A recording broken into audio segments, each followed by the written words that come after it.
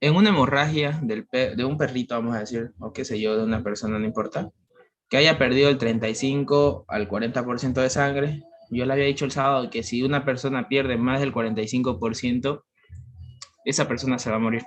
Por más que le hagan transfusión de sangre, se va a morir, porque el cuerpo necesita alrededor del 55%, 60% para que pueda mantenerse con vida.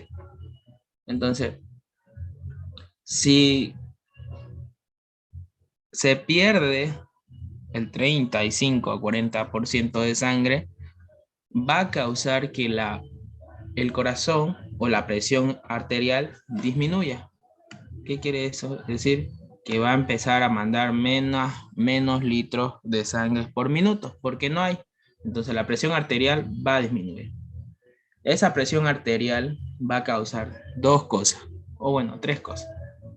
Uno, que se active el mecanismo del riñón, que es el mecanismo de renina, angiotensina, aldosterona, que va a causar que haya una retención de CO2 y agua. ¿Para qué? Para subir el volumen de la sangre. Si yo tengo 3.5 litros porque ya perdí más, perdí mucho, esta cosa, este mecanismo de renina, angiotensina, aldosterona del riñón, va a hacer que esto suba a 4 o un poquito más de sangre, de litros de sangre, aunque esa sangre sea diluida, ya sea que tiene poquitos glóbulos rojos y tenga más agua, más plasma, aún así ya hay un volumen de la sangre, ha aumentado el volumen de la sangre. Entonces eso es lo que queremos. Por otra parte, la baja presión de arterial, o sea, va a estimular a los senos aórticos y a la médula espinal para producir ¿qué? Vasoconstricción, que va a causar que los vasos sanguíneos que están rotos, que está saliendo la sangre por ahí, se cierren. Si antes estaba así, los vasos sanguíneos van a hacer esto para que se pierda la menor cantidad de sangre posible. Entonces, provoca vasoconstricción. Y por otro lado, también va a ayudar al riñón, la médula adrenal, para producir adrenalina y noradrenalina para la retención de sodio de agua, para crear hormona antidiurética. Ya, entonces, si hasta ese momento, ya, entonces todo ese mecanismo del riñón de producir hormona antidiurética, de producir retención de sodio y agua, y más la vasoconstricción, va a hacer que la presión arterial vuelva a subir. Entonces, está fuera de peligro. Eso va a ser de manera normal si es que llega la ambulancia o lo socorren a la persona o al animal que está sufriendo una hemorragia. Y si llega al hospital, entonces le van a hacer un torniquete y hasta ahí se va a salvar. Va a salvarse sin ninguna consecuencia grave. Puede ser que le cierren, lo cautericen la parte donde está sangrando mucho y en cuestión de algunos meses, qué sé yo, porque de repente se ha quebrado alguna pierna o algo, va a volver a la normalidad. Si no es así, ¿qué va a pasar? El shock hipovolémico va a continuar. Como la salida de sangre no está cauterizada, por aquí va a seguir saliendo sangre, por esta zona, por donde está la vasoconstricción, por más que los vasos sanguíneos se hayan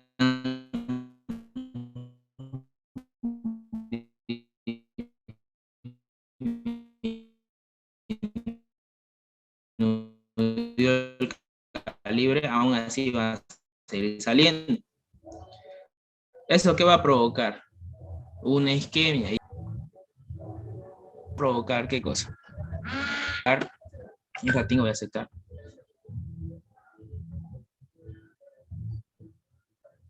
La isquemia va a provocar que el primero que se dañe va a ser el riñón.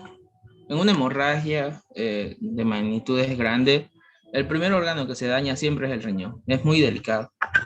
Entonces, Si se daña el riñón por isquemia, falta de sangre, la sangre lleva oxígenos y nutrientes, ¿qué va a pasar si no hay?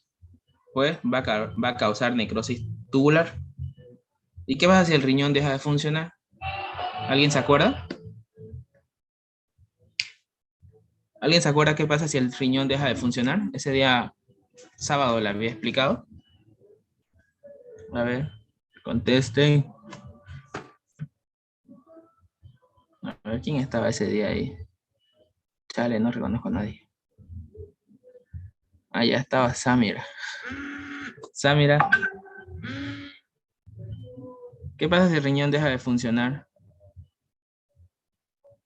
en pleno shock hipovolémico? Conteste. ¿Para qué piden auxiliatura si no van a participar? Ya, como el riñón está produciendo el mecanismo de renina, angiotensina, aldosterona para producir sodio y agua, para retención de sodio y agua, este mecanismo se va a cancelar. No solo eso, sino también las hormonas antidiuréticas que son en la glándula suprarrenal del riñón. Entonces se va a ir. Y otra vez la sangre va a disminuir.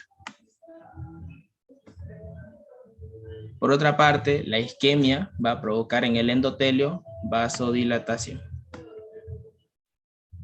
¿Qué va a pasar si habíamos cerrado esta con vasoconstricción? Otra vez va a volver a abrirse.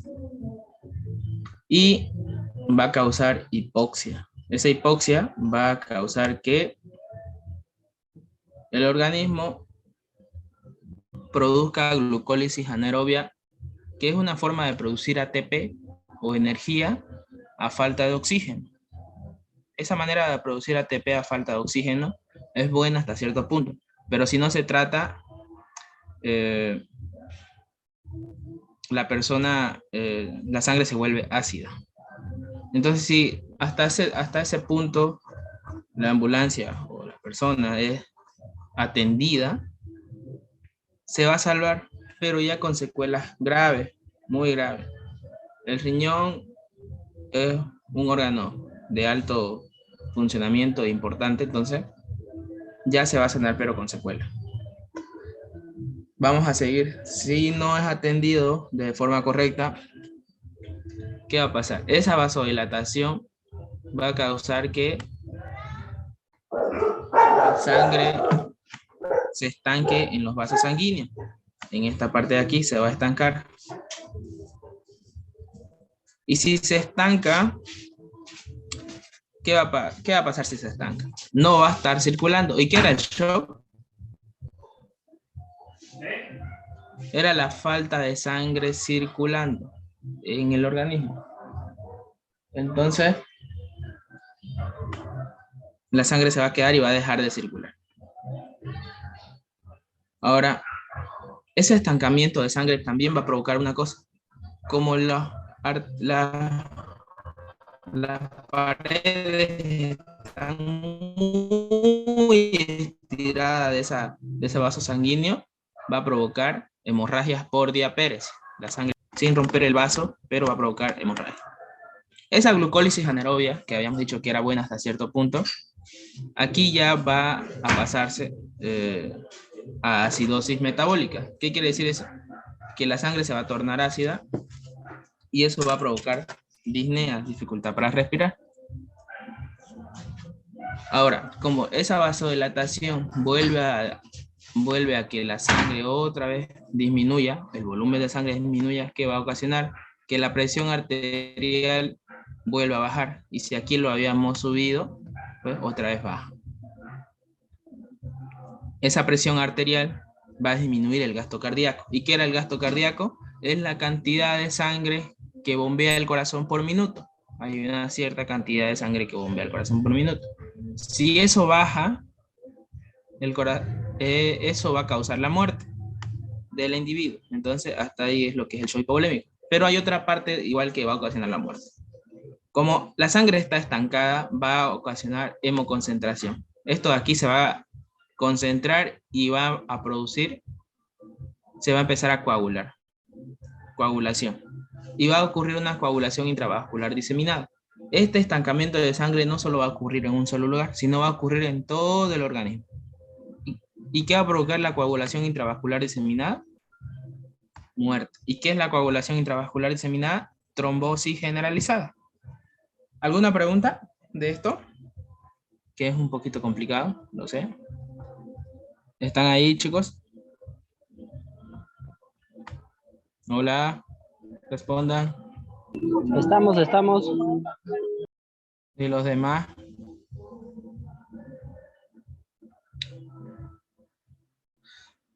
Respondan, chicos. No sé si si entendieron o no. ¿Cuál era la pregunta? Se habían entendido este show hipovolémico, ya que es un tanto largo. Sí, yo estaba mirando, pero no entendí muy bien. Ya, bueno. Bueno, vamos a seguir con el otro ya, para terminar. El shock cardiógeno. Este tipo de shock no hay una pérdida de sangre por hemorragia, pero la sangre deja de circular. ¿Por qué? Porque el corazón falla, ya sea por una miocarditis, infarto al miocardio, hemopericardio, falla cardiocongestiva, hidropericardio, pericarditis y trastorno del equilibrio de electrolitos. Entonces, estas causas de aquí van a hacer que el corazón se pare y deje de bombear la sangre. Entonces, la sangre va a dejar de circular. Y el gasto cardíaco, lo que veíamos aquí, disminución del gasto cardíaco, ¿qué va a pasar? Eso se va a detener. El corazón va a dejar de lanzar litros por minutos de sangre. Y si pasa eso, ¿ven dónde está esto? Disminución del gasto cardíaco, casi a lo último. Entonces en el shock cardiogénico es mucho más fácil, ya que se salta todos esos pasos que vimos anteriormente y se va directamente. Las consecuencias son acumulación de metabolitos, acidosis, exudación, lesiones vasculares e hipotensión. Una vez establecido este suceso, vuelve a ocurrir lo que pasó en el shock hipovolémico. Entonces, aquí mira, hay una falla en el organismo, en el corazón, la bomba. ¿Y qué pasa? Hay una perfusión insuficiente corporal. Hay una perfusión corporal insuficiente. ¿Y qué era eso? Que la sangre no sea enviada al órgano, a los órganos y a todo el cuerpo. Es insuficiente. ¿Qué va a ocasionar eso? Va a ocasionar una cosa. O bueno, tres cosas. Hipoxia tisular. ¿Y qué era la hipoxia? Falta de oxígeno en la célula. ¿Eso qué va a ocasionar? Glucólisis anaerobia. ¿Y qué le había dicho hace rato? Que la glucólisis anaerobia era buena hasta cierto punto, porque si no ocasionaba acidosis metabólica, y si ocasiona acidosis metabólica, va a ocasionar dificultad para respirar, disnea. Entonces, acidosis metabólica. Aparte, la hipoxia tisular, ¿qué va a hacer? Como las paredes trabajan, las bombas de sodio y potasio trabajan con oxígeno, o sea, trabajan con ATP, con energía, y a través del oxígeno se genera energía. ¿Qué va a pasar? Pues que las bombas de sodio y potasio dejen de funcionar. Y entonces va a entrar mucha cantidad de agua a la célula, a la pared. Otra cosa va a ocasionar vasodilatación. Esa vasodilatación va a causar estancamiento celular, estancamiento de la sangre. ¿Y qué era el estancamiento de la sangre? Era que como hay una vasodilatación en los vasos, así lo puedo hacer aquí, ¿va? Hay una vasodilatación en los vasos, esto se va a estancar aquí la sangre. Eso va a provocar trasudación. Trasudado, el agua, los electrolitos van a salir de manera fácil al espacio intersticial. Esa hipoxia tisular va a ocasionar lesión vascular. ¿Qué es la lesión vascular? Lesiones en estas paredes. ¿Y qué va a ocasionar eso? Hemoconcentración, y al final aquí se va a concentrar la sangre y eso va a ocasionar una coagulación. Esto se va a volver un trombo y se va a dar la coagulación intravascular diseminada. ¿Y qué era la coagulación intravascular diseminada? Ahorita lo dije hace rato. ¿Se acuerdan? ¿Alguien?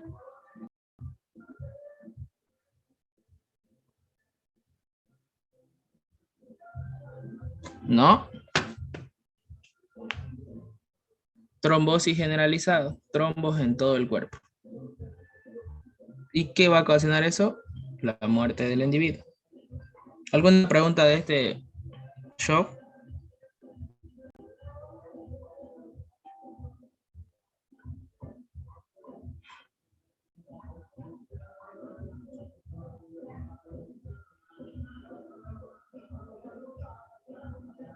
No, ya bueno, vamos a seguir.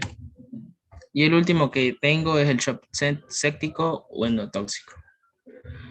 Durante la septicemia, que son una enfermedad bacteriana que se expande por todo el organismo, suele liberarse exotoxinas de los microorganismos causales que van a causar la septicemia. Y durante infecciones de gérmenes como gram negativo, especialmente la Escherichia coli, se van a liberar endotoxinas. Las dos son factores causales importantes de shock tóxico o endotóxico.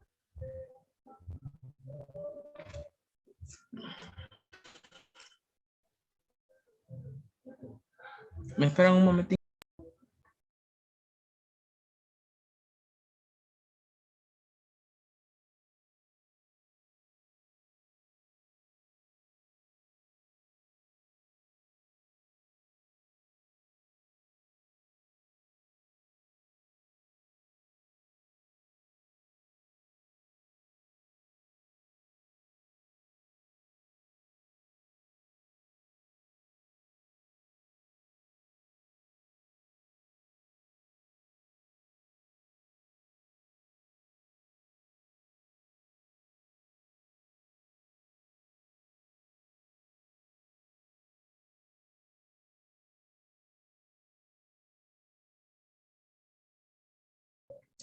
Entonces, voy a seguir. Las sustancias liberadas por los organismos dañan tejido y desencadenan la liberación de sus... ¿Y qué era esto de aquí?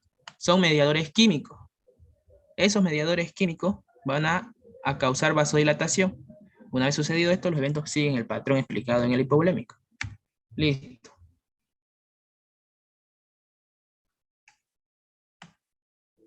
Ya, las endotoxinas van a hacer que la activación 12 de la coagulación, de la cascada de coagulación, eso va a causar que se liberen histaminas, que son mediadores químicos o activación de mediadores que van a hacer que haya una vasodilatación. ¿Qué pasa si hay una vasodilatación?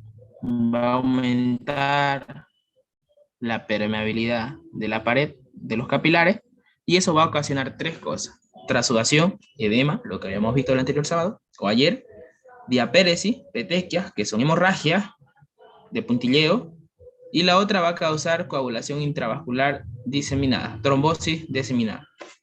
Por otra parte, ¿cómo va a llegar a causar la coagulación? Por la vasodilatación. Los vasos se van a agrandar y va a provocar estancamiento primero, ¿no? Todo lo que vimos antes. Eso va a provocar la coagulación intravascular ese día. Aparte va a causar edema, va a causar petequia, hemorragia. Ven que si logran entender el shock hipovolémico, va a ser mucho más sencillo entender los demás shock que tienen para estudiar. ¿Tienen alguna duda, chicos?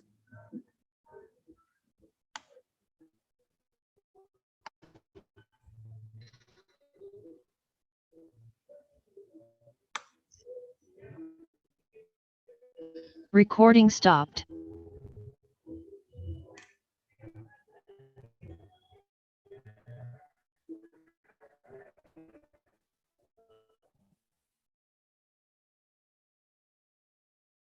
¿No?